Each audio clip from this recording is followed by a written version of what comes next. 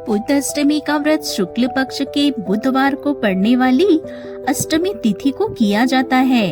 इस व्रत को करने से कुंडली में बुध ग्रह के दोष दूर होते हैं और साधक को धन, बुद्धि और सौभाग्य की प्राप्ति होती है।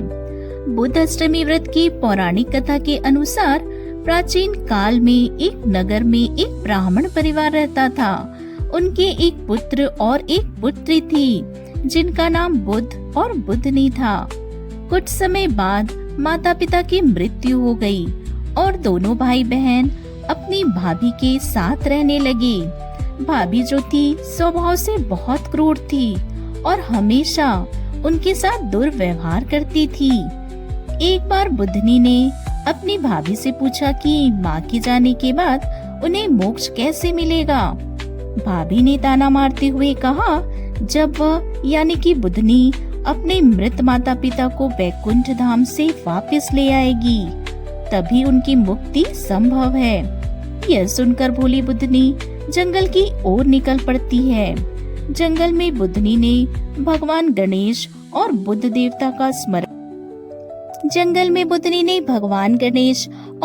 देवता का स्मरण करते हुए पूरी श्रद्धा के साथ बुध अष्टमी का व्रत रखा। उसके इस सच्चे व्रत और भक्ति से प्रसन्न होकर भगवान प्रकट हुए और उसे अपने माता पिता से मिलने का मार्ग दिखाया। बुद्ध ने इस व्रत के प्रभाव से अपने मृत माता पिता को नरक की यातनाओं से मुक्त करवाकर वैकुंठ धाम प्राप्त करवाया। इस प्रकार इस व्रत के पुण्य प्रभाव से उसकी माता पिता को वैकुंठ धाम मिला। तभी से मान्यता है कि जो भी कन्या या स्त्री इस व्रत को पूरी निष्ठा के साथ करती है और कथा सुनती है, उसके सभी पाप नष्ट हो जाते हैं। बुध अष्टमी व्रत कथा की एक पौराणिक कथा के अनुसार प्राचीन काल में एक ब्राह्मण रहता था। उसकी पत्नी अत्यंत पतिव्रता और गुणी थी। एक बार उन्होंने ब्राह्मण के ही घर में कुछ समय के लिए एक अतिथि को शरण दी और उस अतिथि की नीयत ब्राह्मण की पत्नी पर खराब हो गई। उसने ब्राह्मण की अनुपस्थिति में पत्नी के साथ दुर्व्यवहार करने की कोशिश की, जिससे वह डरकर कुएं में कूद गई और उसकी मृत्यु हो गई। ब्राह्मण की पत्नी की अकाल मृत्यु के बाद वह एक पिशाचिनी प्रेत योनि में चली गई और उसी कुएं में रहने लगी।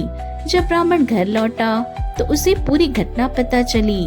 उसी दौरान रास्ते से गुजरते हुए कुछ ऋषियों ने ब्राह्मण को उस पिशाचिनी की मुक्ति का उपाय बताया। ऋषियों ने उसे बुधाष्टमी व्रत करने की विधि और कथा सुनाई।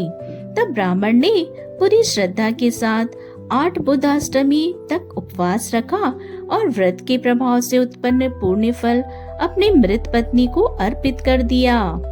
इस व्रत के प्रभाव से ब्राह्मण की पत्नी पिशाचिनी की योनि से मुक्त हो गई और उसे स्वर्ग की प्राप्ति हुई। जो भी व्यक्ति सच्चे मन से इस व्रत की कथा सुनता है और पढ़ता है, उसे सभी सांसारिक सुख और ऐश्वर्य प्राप्त होते हैं।